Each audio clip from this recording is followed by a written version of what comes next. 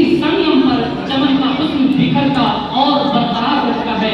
लिहाजा इस मुस्तहकम रिश्ते को बरकरार रखते हुए बयानो किताबत को के उस माहौल में आपको लिए चलता हूँ जिसमें आप आज़ादी के मतवालों, शम्मे वतन के परवानों की रुदा सुनेंगे।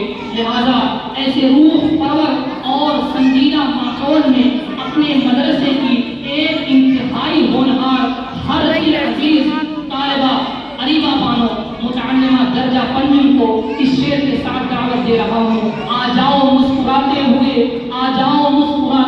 जाने गुलसिता, मेरे चमन का जश्न बहारा उन्हीं से है। मौसूफा तशरीफ लाएं।